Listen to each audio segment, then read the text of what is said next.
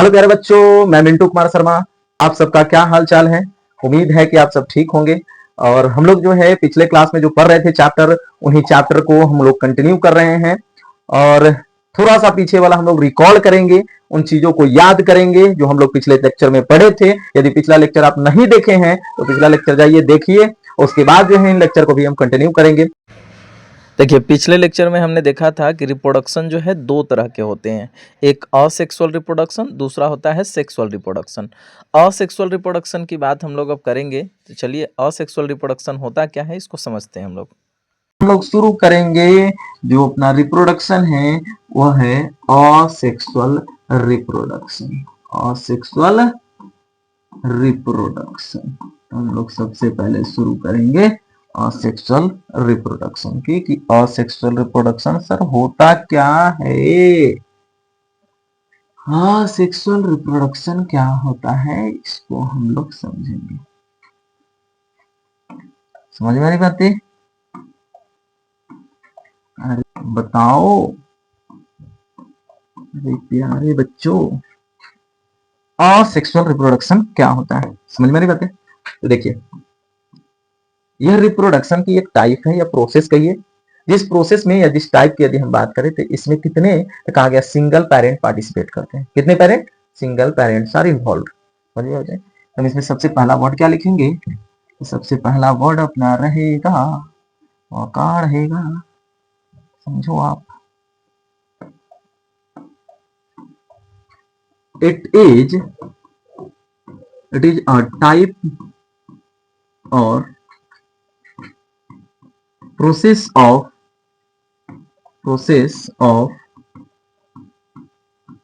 reproduction. It is a type or process of reproduction in which one or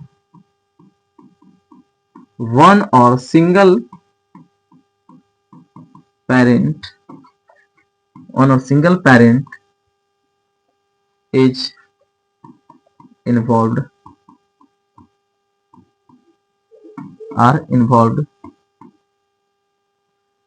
It is a type or process of asexual reproduction in which one or single parent is involved. Such process are known as, ऐसे process को क्या कहा जाता है? ऐसे process को कहा जाता है असेक्सुअल रिप्रोडक्शन। असेक्सुअल रिप्रोडक्शन, समझ में नहीं बातें? अच्छा, असेक्सुअल रिप्रोडक्शन को समझने से पहले थोड़ा सा एक चीजें तो है अपने को समझने की आवश्यकता है। और वह समझने की आवश्यकता क्या है? जैसे मान लिए हम समझते हैं थोड़ा सा ह्यूमंस के बारे में, कि ह्यूमन में टोटल नंबर ऑफ क्रोमोसोम कितना प्रेजेंट होता है। तो ह्यूमंस में टोटल नंबर ऑफ क्रोमोसोम जो होता है वो होता है 46। कितने होते हैं ह्यूमंस में? Total number of chromosome total कितना होता है भाई? वो होता है 46। तो ह्यूमंस में एक होता है मेल, दूसरे फीमेल्स होती हैं। मेल की बात करें तो मेल में टोटल नंबर ऑफ क्रोमोसोम कितना प्रेजेंट होता है? तो sir total number of chromosome तो इसमें 46 होता है। लिखते कैसे हैं? 44 प्लस XY। सर फीमेल्स की बात करें तो फीमेल्स में टोटल नंबर ऑफ क्रोमोसोम, इसमें भी टोटल 46 होता है। लिखते कैसे हैं? तो 44 प्लस XX। यहाँ जो दो क्रोमोसोम आया है, एक आया कौन सा? एक आया 44 और दूसरा कौन सा आया है? तो सर दूसरा तो आया है XY। कौन आया है? XY क्रोमोसोम है।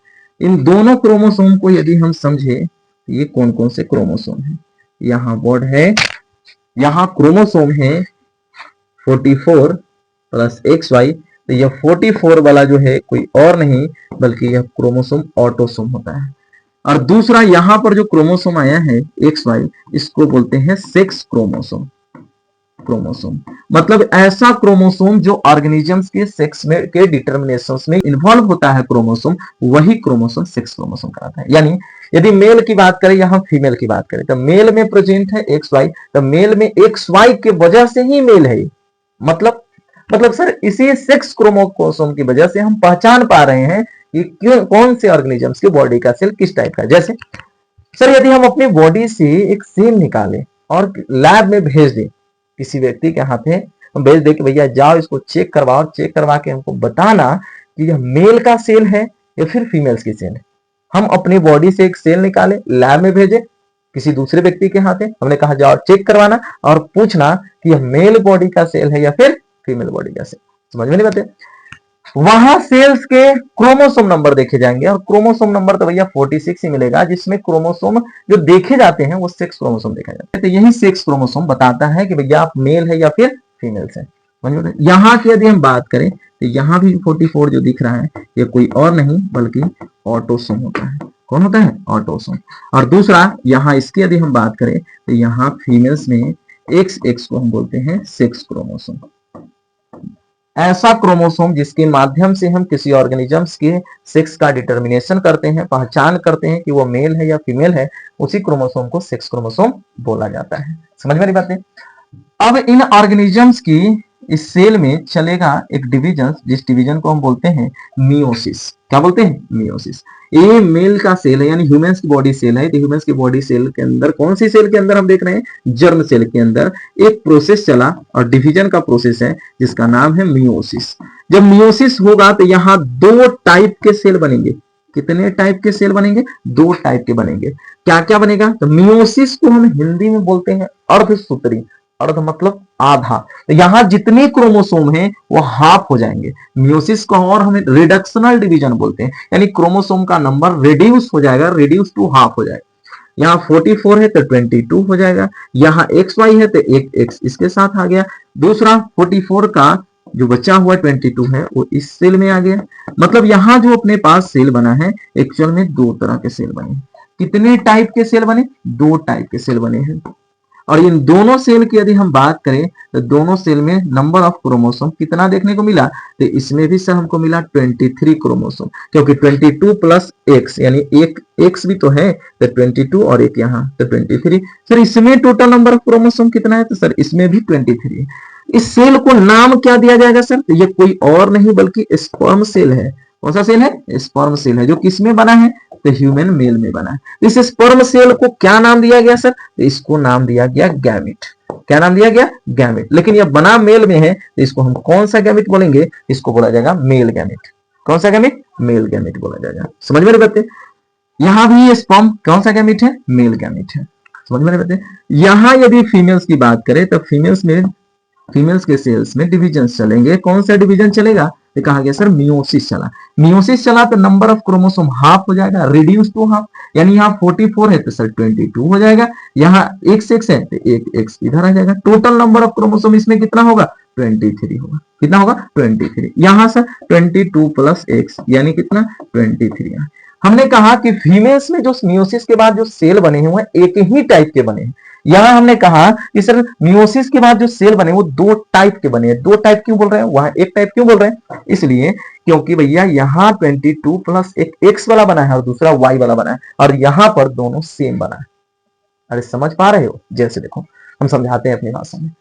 जैसे मान लिए हम तुम सबको जो है इन्विटेशन दे, ये आ जाओ हमारे घर पे जो है, और आज जो है कोई फंक्शन है और तुम सबको जो हम पूरी सब्जी जलेबी वगैरह खिलाएंगे।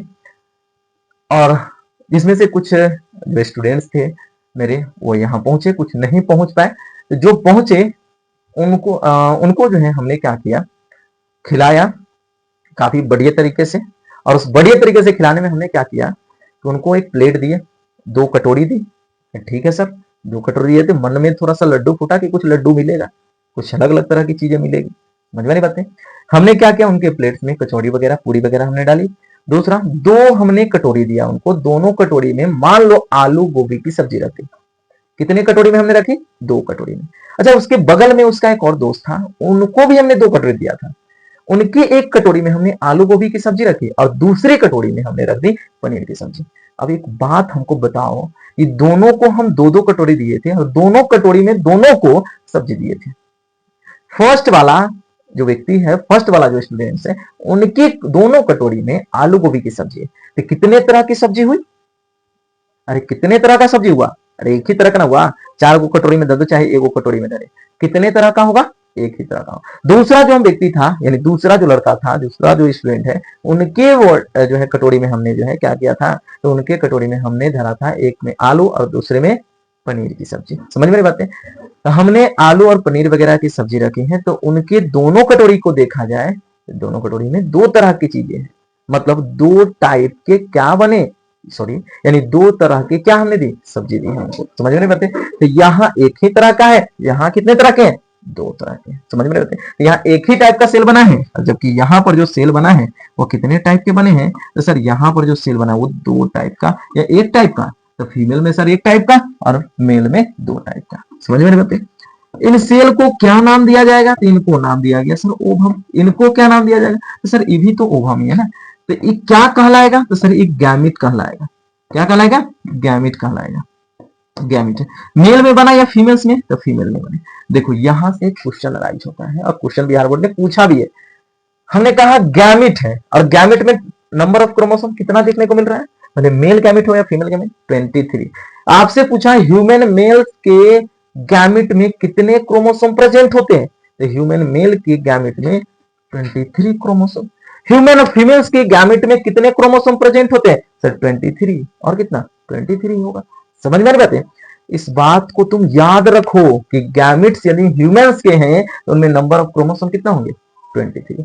जिनमें सर 46 है, तो भैया 46 है तो ऐसे सेल को हम बोलते हैं डिप्लॉइड सेल, और जिनमें सर हाफ हो गया है तो उनको बोलेंगे हम लोग हैप्लॉइड सेल। कैसा सेल, हैप्लॉइड सेल। तो इनमें क्या हो गया, हैप्लॉइड सेल। ये भी कैसा है, हैप्लॉइड है सर। ये भी कैसा है सर, हैप्लॉइड है। मतलब गैमेट्स की यदि हम बात करें तो गैमेट जो होता है वो कैसा होता है, हैप्लॉइड। हैप्लॉइड का मतलब जिसमें नंबर ऑफ क्रोमोसोम पेयर में प्रेजेंट नहीं है, यहां पेयर में प्रेजेंट होगा। मतलब क्रोमोसोम नंबर यदि हम फर्स्ट लिखे तो फर्स्ट का 1 पेयर, सेकेंड लिखे तो सर सेकेंड का भी एक जोड़ा, थर्ड लिखे सर तो थर्ड का भी एक जोड़ा, मतलब हर का एक जोड़ा में है, यहाँ कोई भी जोड़ा वगैरह नहीं है। यानी यहाँ हम लिख सकते हैं कितना पेयर, तो 23 पेयर लिखेंगे। सर यहाँ पेयर लिख सकते हैं, बिल्कुल नहीं। तो जहां पेयर आप नहीं लिखेंगे तो उसके लिए वर्ड कौन सा आएगा, हैप्लॉइड वर्ड। समझ में नहीं बातें। तो यह मेल गैमिट हो या फीमेल गैमिट हो, कोई भी गैमिट कैसा होता है, हैप्लॉइड होता है। अब इनमें क्या हुआ, तो सर इनके जो अपने को गैमिट देखने को मिल रहे हैं, इन गैमिट में हुआ सर फ्यूजन। इन गैमिट में क्या हुआ, तो फ्यूजन हुआ। इसको थोड़ा सा हम क्या करते हैं, इसको हम शिफ्ट कर दे रहे हैं इस तरफ, समझ में नहीं बातें। यहाँ पर थोड़ा सा हम इसको शिफ्ट करेंगे, कलर चेंज करेंगे, हम आपको बताएंगे कि यही सब क्या है, गैमिट है। हमने कहा मेल और फीमेल गैमिट की बात करें तो मेल और फीमेल गैमिट के मिलने के प्रोसेस को फ्यूजन बोलते हैं। समझ में बातें। दोनों के सेल्स आपस में मीटिंग हुई, मीट किए, तो इन प्रोसेस को क्या बोला गया, फ्यूजन। और इस मीटिंग या फ्यूजन की प्रोसेस को बोला जाता है फर्टिलाइजेशन। यानी fusion of male and female gametes are known as fertilisation. After fertilisation यहां भी 23, यहां भी 23, यानी एक 46 क्रोमोसोम वाला एक सिंगल सेल बनेगा और जिस सिंगल सेल का नाम दिया जाएगा जाइगोट। मतलब इन दोनों के मिलने से एक जो सेल बना उस सेल का नाम क्या दिया गया, जाइगोट। तो सर इसमें भी 23 क्रोमोसोम, इसमें भी कितना है, 23 क्रोमोसोम। यानी टोटल मिलाकर के यहाँ कितना होगा, 46। यानी जाइगोट के पास कितना सेल है, तो सॉरी जाइगोट के पास कितने क्रोमोसोम है, तो 46 है। कितने सेल हैं, तो भैया एक ही सेल है। मतलब ये कैसा होता है, यूनिसेलुलर होता है। जाइगोट जो कैसा है, जाइगोट जो है यूनिसेलुलर। सर इसमें सेल की संख्या कितनी, एक होगा। कितना होगा, एक होगा। यहां इन चीजों को ध्यान में रखिए कि भैया यहां बना है गैमेट, और गैमेट तभी बना है जब कितने पेरेंट्स पार्टिसिपेट किए हैं, रहा गया 2 पेरेंट पार्टिसिपेट किए हैं। एक मेल पेरेंट है और दूसरा फीमेल पेरेंट। तो जिस प्रोसेस में मेल और फीमेल दोनों पेरेंट्स पार्टिसिपेट करते हैं वो सेक्सुअल रिप्रोडक्शन का प्रोसेस होता है। और हम जो यहाँ पढ़ रहे हैं वो हम पढ़ रहे हैं असेक्सुअल रिप्रोडक्शन। और असेक्सुअल रिप्रोडक्शन में हमने आपको बताया, असेक्सुअल रिप्रोडक्शन में हमने आपको बताया कि इसमें सिंगल पेरेंट या वन पेरेंट इन्वॉल्व होता है। तो इस प्रोसेस को हम क्या बोलते हैं, असेक्सुअल रिप्रोडक्शन। तो जहां सिंगल पेरेंट इन्वॉल्व होंगे, जहां मेल और फीमेल का कोई झंझट नहीं है, क्या सर क्यों, कैसे। आप यदि मान लिए एक गुलाब के प्लांट्स की स्टेम को काट करके यदि मिट्टी में लगा देते, क्या एक नया पौधा उससे बनेगा, हाँ सर बिल्कुल बनेगा। क्या उसमें मेल वाला काटे हैं या फीमेल वाला काटे थे, इसका कोई भी अपने को आइडिया नहीं है। इसका मतलब यहाँ पेरेंट कितना है, 1 है। कौन मेल है कौन फीमेल है इसका कोई आइडिया अपने को नहीं है। समझ में बताए। तो यहाँ मेल फीमेल्स की हम चर्चा नहीं करेंगे। क्योंकि कितने पेरेंट रहेंगे, केवल पेरेंट्स की चर्चा करेंगे, वो सिंगल पेरेंट हो। अमीबा को ले रहे हैं तो कौन मेल अमीबा था सर, कौन फीमेल अमीबा है, डिवाइड करके दो पार्ट में बट गया, तो मेल अमीबा बटा या फीमेल अमीबा बटा, इसकी अपनी की आइडिया नहीं है, मतलब इसमें मेल फीमेल की हम चर्चा नहीं करेंगे। जब नहीं करेंगे सर तो गैमेट बनेगा कि नहीं बनेगा, बिल्कुल नहीं बनेगा। मतलब गैमेट का फॉर्मेशन जनरली असेक्सुअल रिप्रोडक्शन में नहीं होता है, लेकिन कुछ ऐसा कंडीशंस आता है जिस कंडीशंस में आप देखेंगे तो गैमेट फॉर्मिंग सेल का फॉर्मेशन होता है, और गैमेट फॉर्मिंग सेल को गैमेटोफाइट बोलते हैं, और उस गैमेटोफाइट को बनाता है स्पोर्स। कौन बनाता है, स्पोर। स्पोर को किसने बनाया, स्पोरोफाइट ने। और स्पोरोफिटिक बॉडी हम लोगों की है, समझ में नहीं बात है। मतलब असेक्सुअल रिप्रोडक्शन में एक कंडीशन, जैसे अमीबा की बात करें तो अमीबा में आता है एक अनफेवरेबल कंडीशन, इस अनफेवरेबल कंडीशन में वह स्पोर का फॉर्मेशन करता है, इस स्पोर से गैमेटोफाइट बन सकता है, यानी गैमेट बन सकता है, लेकिन गैमेट बनाता नहीं है। तो गैमेट बनाने वाले जैसे सेल का फॉर्मेशन हुआ तो एनसीईआरटी एक पॉइंट लिख देता है, और वो पॉइंट क्या है, गैमेट का इन असेक्सुअल रिप्रोडक्शन, ऐसे लिखिए, in asexual reproduction gamete formation, in asexual reproduction gamete formation may be present or absent। Gamete का फॉर्मेशन हो भी सकता है और नहीं भी हो सकता। हमने बताया कि होने का मतलब एक्चुअल में यहाँ स्पोर से लेकर के किससे रिलेटेड है, स्पोर से रिलेटेड है। तो बात आई कि सर गैमेट का फॉर्मेशन यदि हुआ तो क्या फ्यूजन होगा, यानी स्पोर बने तो स्पोर का फ्यूजन होगा, नहीं, ऐसा कोई भी प्रोसेस यहाँ नहीं चलेगा। आप मान के चलिए कि यहाँ गैमेट का फॉर्मेशन नहीं होता है, गैमेट का फॉर्मेशन नहीं होता है तो सर गैमेट का फ्यूजन तो होता होगा। भैया गैमेट ही नहीं है तो फ्यूजन कैसे होगा, मेल गैमेट फीमेल गैमेट कोई गैमेट है ही नहीं, तो क्या फ्यूजन यानी फर्टिलाइजेशन होगा, नहीं होगा। यानी हम बोल सकते हैं fertilisation of gamete is absent. Gamete का फर्टिलाइजेशन क्या होता है, एब्सेंट होता है। समझ में नहीं बातें, गैमेट का फॉर्मेशन नहीं होगा। अब इस असेक्सुअल रिप्रोडक्शंस के प्रोसेस में जो ऑफ स्प्रिंग प्रोड्यूस होंगे वह एकदम फोटोकॉपी होगा किसके, अपने पेरेंट्स के। समझ में आ रही बात है। तो हम इसके लिए क्या पॉइंट लिख सकते हैं,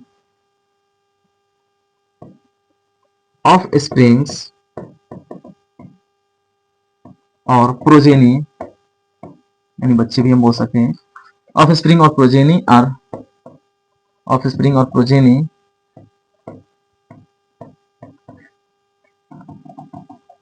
are produced, offspring or progeny are produced is exactly similar to their parent। मतलब जो बच्चे यहाँ जन्म ले रहे हैं या प्रोड्यूस हो रहे हैं वह एग्जैक्टली क्या होंगे, अपने पेरेंट की फोटोकॉपी होंगे। समझ में बात है। तो ऐसे ऑफस्प्रिंग की यदि हम बात करें तो ऐसे ऑफस्प्रिंग को क्या बोला जाएगा, तो ऐसे ऑफस्प्रिंग को बोला जाता है क्लोन। क्या बोलते हैं, ऐसे ऑफस्प्रिंग को बोला जाता है क्लोन। तो इनको हम थोड़ा सा एक अदर वर्ड में देखें तो क्या देख सकते हैं, ऑफस्प्रिंग प्रोड्यूस्ड, क्या करके, offspring produced are similar to one another and also to parent। अपने पेरेंट के भी क्या होते हैं, सिमिलर होते हैं। तो कहा जाता है such offsprings are known as clone. ऐसे ऑफस्प्रिंग को क्या बोला जाएगा, तो ऐसे ऑफस्प्रिंग को क्लोन बोला जाता है। मतलब कहा गया ऐसे बच्चे जो आपस में एक दूसरे की एकदम एग्जैक्ट फोटोकॉपी हो और अपने पेरेंट के भी जैसे हो, तो ऐसे बच्चे को, ऐसे ऑफस्प्रिंग को क्या कहा जाएगा, तो ऐसे ऑफस्प्रिंग को बोला जाता है सर क्लोन। तो क्लोन को यदि डिफाइन किया जाए तो हम क्या लिखेंगे, तो क्लोन अभी जस्ट हमने कहा कि भैया क्लोन कुछ और नहीं बल्कि एक ऐसे फोटोकॉपी बच्चे हैं जो आपस में एक दूसरे के एकदम सिमिलर है और अपने पेरेंट्स से भी एकदम सिमिलर है। तो इसके लिए हम लिखे तो क्या लिख सकते हैं, genetically and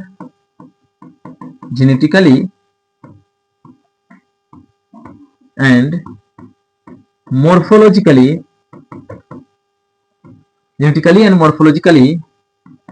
similar offsprings are known as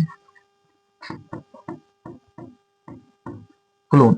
genetically and morphologically similar offspring को क्या बोला जाता है, क्लोन। सर जेनेटिकली सिमिलर का मतलब क्या है, तो भैया जितने भी बच्चे जन्म लिए हैं वो आपस में एक जैसे हैं, तो सर उसका डीएनए एक जैसा है कि नहीं है, तो उनका डीएनए भी एक जैसा है, और डीएनए एक जैसा है तो हम बोलेंगे वो जेनेटिकली रूप से कैसा है, तो सर वो जेनेटिकली रूप से सिमिलर है।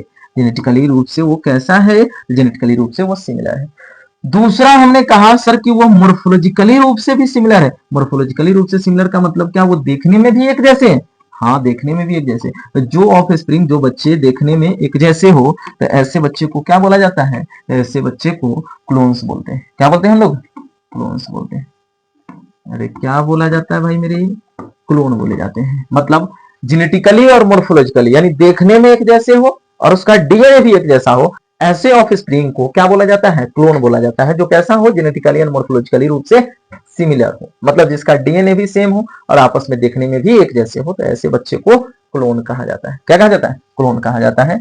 या सेक्सुअल रिप्रोडक्शन का जो प्रोसेस है वो जनरली चलता है लोअर ऑर्गेनिजम्स में। किसमें चलता है, लोअर ऑर्गेनिजम्स में, जिसके बॉडी का ऑर्गेनाइजेशन एकदम सिंपल हो।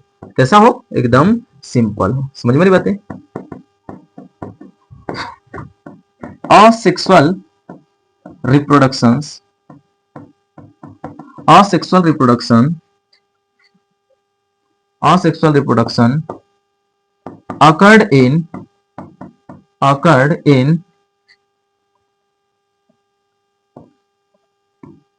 lower organism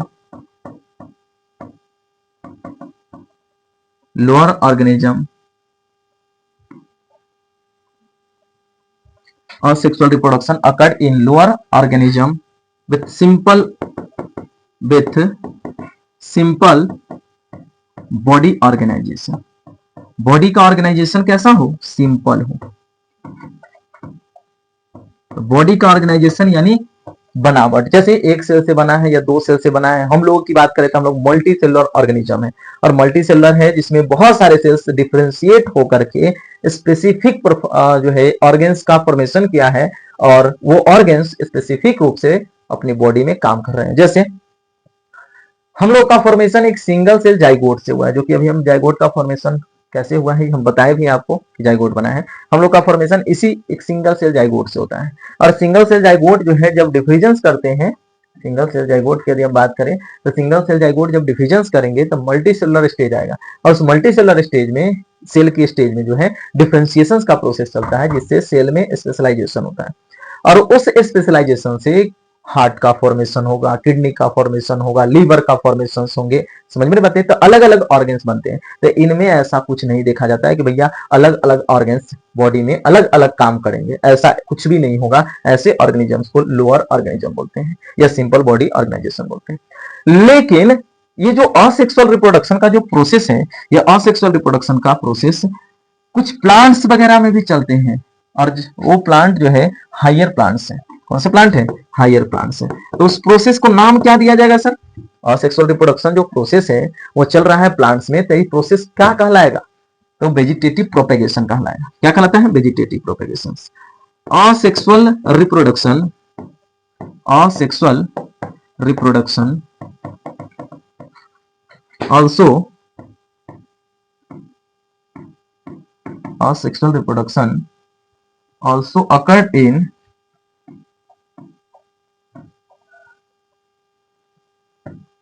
asexual reproduction also occurred in higher plant। और हायर प्लांट यानी फ्लावरिंग प्लांट और flowering plant by vegetative propagation. Bye vegetative propagation, bye vegetative propagation. समझ में बातें? असेक्सुअल रिप्रोडक्शन प्लांट में चलेंगे, जिस असेक्सुअल रिप्रोडक्शन का क्या नाम दिया जाएगा? वेजिटेटिव प्रोपेगेशन नाम दिया जाएगा। समझ में बातें? अब असेक्सुअल रिप्रोडक्शन के कुछ टाइप हैं, जिन टाइप्स के बारे में हम लोग पढ़ेंगे, क्योंकि असेक्सुअल रिप्रोडक्शन का जो प्रोसेस है वह अलग अलग ऑर्गेनिजम्स में अलग अलग रूप से परफॉर्म होंगे, चलेंगे। इस बेस पर हमने जो है असेक्सुअल रिप्रोडक्शन के डिफरेंट टाइप्स देखे हैं। असेक्सुअल रिप्रोडक्शन के डिफरेंट टाइप्स होते हैं, उनको हम लोग पढ़ेंगे, और उनको जो हम लोग पढ़ेंगे वह अब अगले लेक्चर में पढ़ेंगे। तो आज के लिए जो है इतना ही, और हंसते रहिए, मुस्कुराते रहिए, और सभी बच्चे जो है मन से पढ़ते रहिए, नोट्स बनाते रहिए, क्योंकि एक नोट्स जो है आपका अपना होगा और जो आपके बोर्ड एग्जाम के लिए काफी बेहतरीन होगा और सीयूटी के लिए भी काफी इंपॉर्टेंट होगा। खैर, सीयूटी के लिए, सीबीएसई के लिए इस चैप्टर को रिमूव कर दिया गया है, लेकिन यह एक ऐसा बेसिक चैप्टर है जिसमें बहुत सारी चीजों को एक्सप्लेन किया जाता है, जिससे बहुत सारी चीज आने वाले चैप्टर्स में अपने को एकदम स्मूथली समझ में आता है। तो आज के लिए हमने कहा इतना ही। थैंक यू, आप सभी को थैंक यू।